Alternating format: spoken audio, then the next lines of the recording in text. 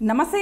Assembly ఎన్నికల ఫలితాలపైన మనతో మాట్లాడడానికి ప్రముఖ journalist and political analyst Anam Chinni గారు ఫోన్ ఇన్లో మనతో అందుబాటులో ఉన్నారు. ఆయన అడిగి అసలు ఆంధ్రప్రదేశ్లో ఏం జరుగుతుంది, వైఎస్ఆర్సీపీ పరిస్థితి ఏంటి, జనసేన పార్టీ కంటే తక్కువ సీట్లు వచ్చే అవకాశం ఉందా, ఇటువంటి విషయాలన్నీ అడిగి తెలుసుకుందాం.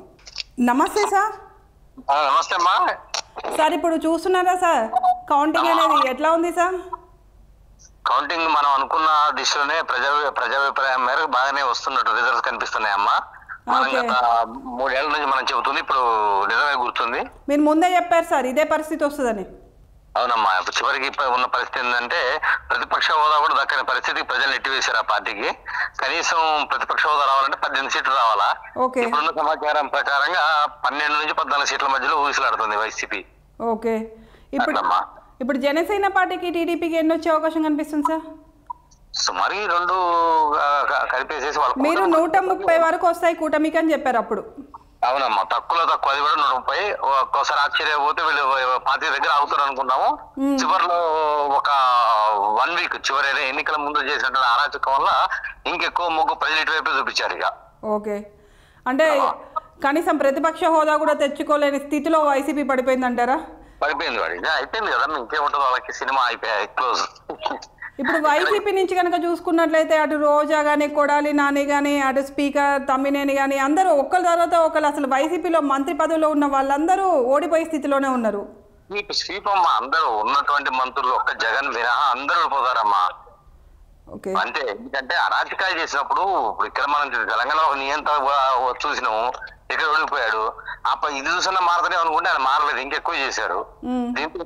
దీంతో తప్పనిసరి పరిస్థితులలో ఇక ఇంటి ముఖం పట్టి ఏర్పాటు చేశారు.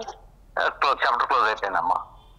సార్ ఇప్పుడు పిఠాపురం కూడా చూసుకున్నట్లయితే అసలు ఇక పవన్ కళ్యాణ్ మెజార్టీ మామూలుగా వచ్చేటట్లు కనపడట్లేదు కదా సార్? అవునమ్మా. వాళ్ళకి అంటే వాళ్ళకు 21 సీట్లకి 21 కొట్టే అవకాశం ఉందమ్మా. 21కి 21 సార్. ఇటు లోక్సభలో కూడా 2 ప్లేస్లలో అతనే విజయం సాధించేలాగా 2 ప్లేసులు వాళ్ళకి వచ్చినట్టేనమ్మా.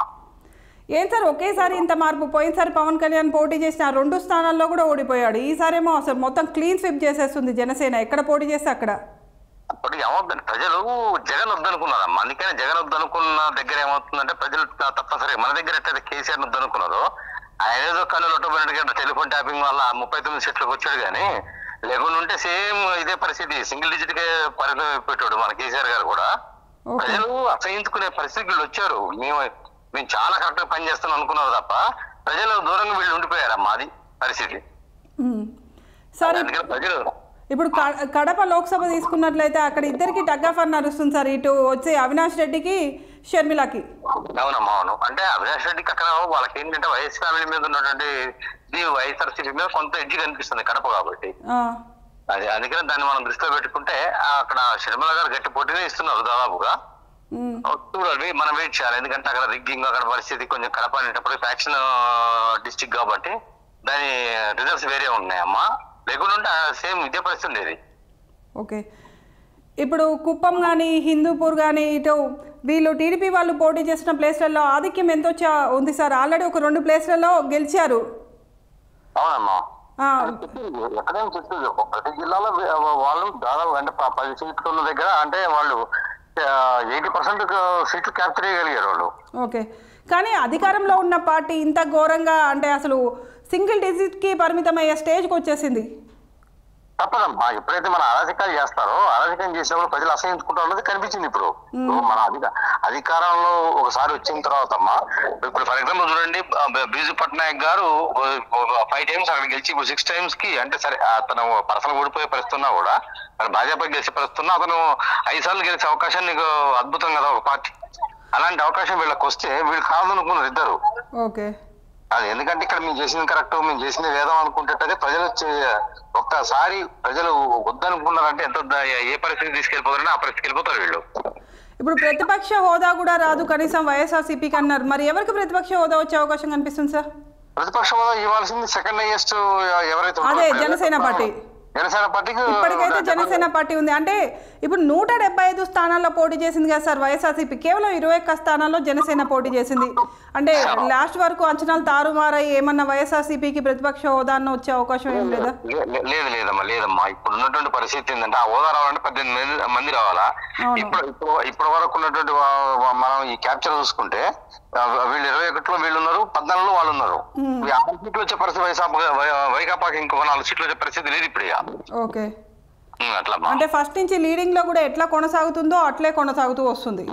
అదే మనం ఎక్స్పెక్ట్ చేసింది నమ్మ. ఏం లేదు, ఇప్పుడు ప్రజలు భరించి మౌనంగా ఉండి వాళ్ళు 12 అర్ధరాత్రి 12 వరకు క్యూలో ఉండి ఓట్లు వేసారంటే ఎంత అసహించుకుంటామన్న విషయం పాలకులకు తెలవాలా. అయితే ఇప్పుడు వైఎస్ఆర్సీపీ ముందుగానే మేము రేపు ప్రమాణ స్వీకారం చేస్తామని చెప్పి ఏర్పాట్లు కూడా చేసుకుంది. మరి వాటి పరిస్థితి ఏంది సార్? ఒకటి చెప్పనా అమ్మా, మెనూ కూడా ఏర్పాటు చేసుకుంది సార్. స్పెషల్ ఆంధ్ర వంటకాలు, స్వీట్స్, చేపలు, పచ్చి చేపలు, ఎండు చేపలు, పీతలు, పిత్తబర్గలు. ఇది ఎలా ఉంటదంటే అమ్మా, అండ్ నాన్ వెజ్ దోశలు. నాన్ వెజ్ దోశలు వీళ్ళు అంటే వీళ్ళు వాళ్ళ మూర్ఖత్వం ఎక్కడి దాకా వెళ్ళిందంటే మేము తప్పనిసరిగా గెలుస్తాం అనే మూర్ఖత్వంలోకి వెళ్ళేది వాళ్ళు. పాపం మరి ఆ మెనూ ఎటు పోవాలి సార్ ఇప్పుడు? మరి ఇంకేముంది, ఆ వెన్నులు ఇక్కడ కూర్చొని వాళ్ళ రాజకీయ నాయకులకి ఇవేమి ఉండవమ్మా. ఇప్పుడు మనలాంటి వాళ్ళని చూసుకుంటా కానీ వాళ్ళకేముంది, ఇప్పుడు వెంబడే పార్టీలు లొంగుమారుస్తారు. మీరు చూడండి, ఇప్పుడు మొన్న మన బీఆర్ఎస్ పార్టీ పరిస్థితి ఏమైపోయింది? ఒకసారి ఓడిపోయిన తర్వాత అంత పాత్రని ఓడిపోయిన వాళ్ళు. అవును, ఇప్పుడు సీట్లు కావమ్మా అని చెప్పాను నేనే. ఇప్పుడు జీరో సార్, జీరో. మీరే చెప్పారు జీరో అని. జీరో మన ముందు నుంచి చెప్తుంటే వీళ్ళు వినరమ్మా. రాజకీయ నాయకులు ఏంటంటే వాళ్ళు మూర్ఖులమ్మా, వాళ్ళకి తెలివితేటలు ఉండవు, పెద్ద చదువుకోరు వీళ్ళు. మళ్ళాగా చర్చాగోష్ఠుల్లో నిజాయితీ పాల్గొనరు, మేధావులతో చర్చలు జరపరు, పేద ప్రజలతో ఉండరు, వీళ్ళు సామాన్య ప్రజలతో సహా కలిసి నడవరు. అందుకని వీళ్ళు ఏంటంటే మేము చేసిన వేదం అనుకునే ఒక మూర్ఖత్వ ఆలోచనతో నియంత్రిత ధోరణితో వెళ్ళిపోతారు. వీళ్ళు ఇలా ఇట్లా పతనమైపోతారు, ఇంకేం ఉండదు. ఏముంటది? ఇప్పుడు జడ్జిల ఫోన్లో ట్యాప్ చేయించాడు మన సార్ అయితే. ఇప్పుడు హైకోర్టులో స్వీమోటోగా నడుస్తుంది, నోటీసులు ఇవన్నీ వెళ్తుంటాయి. ఇంత దరిద్రాన్ని దిగజారాలా అమ్మా? అంటే రాజకీయ నాయకులు కాబట్టి దిగజారుతారమ్మా. అదే మేధావులు అని మంచి వాళ్ళు ఆలోచన పరులు పార్టీలో ఉంటే దాని ఉందాతనం వేరే ఉంటది. ఇప్పుడు వైఎస్ఆర్సీపీ కూడా చిలికలు పిలికలు అయిపోతుంది. మీరు చూడండి, నెక్స్ట్ 5 years లో వాళ్ళు పోటీ చేసింది కూడా ఉండదు వాళ్ళకి. ఇలా జగన్ కేసులు ఉంటాయి, 2 ఆయన బయటకు తీసినటువంటి 17 IPC సెక్షన్ 17 ఏదైతే ఉందో ఆయన మీద కూడా చుట్టుకుంటుంది. అది ఎలాంటి ఆధారాలు లేకున్నా కూడా లోపల ఇచ్చేసారు కదా. మా ప్రజలు ఏం హర్షించరు. ఇప్పుడు టెలిఫోన్ ట్యాపింగ్ లో ఇన్ని ఆధారాలు ఉన్నా కూడా కేసీఆర్ గురించి కేటీఆర్ గురించి ఎందుకు వెయిట్ చేస్తుందంటే ఆధారాల కోసం వెయిట్ చేస్తారు ఎప్పుడైనా సరే. సార్ ఇప్పుడు చంద్రబాబు నాయుడు ఎప్పుడు ప్రమాణ స్వీకారం చేసే అవకాశం కనిపిస్తా ఉంది సార్? అది నాకు తెలిసి దాదాపుగా ఈ వచ్చే శుక్రవారం కానీ ఇప్పుడు వీళ్ళు ఆల్రెడీ 9th అని పెట్టుకున్నారు. ఆ 9th వాళ్ళు చేస్తే బాగుంటుంది అని నేనైతే అనుకుంటున్నా. అవును సార్, వీళ్ళు ఆల్రెడీ చెప్పేసారు, మేము 9th పలానా ప్లేస్లో ప్రమాణ స్వీకారం చేస్తున్నాం, మా మెనూ ఇది అని కూడా ప్రకటించేశారు.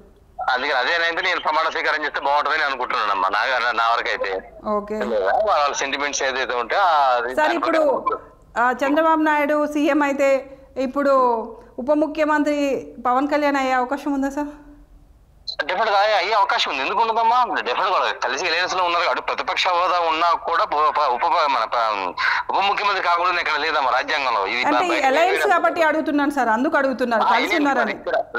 ఇక్కడ ప్రతిపక్ష హోదా వచ్చిన తర్వాత పవన్ కళ్యాణ్ గారికి ప్రతిపక్ష నాయకుడు అవకాశం వచ్చిన తర్వాత ఉప ముఖ్యమంత్రి అయ్యే అవకాశం ఉంటుందా అంటే ఆ పార్టీ నుంచి ఇంకో నాయకుడు ప్రతిపక్ష హోదాలో ఉంటాడు, నేను ఉప ముఖ్యమంత్రి అవుతాడు, ఇబ్బంది ఉండదు.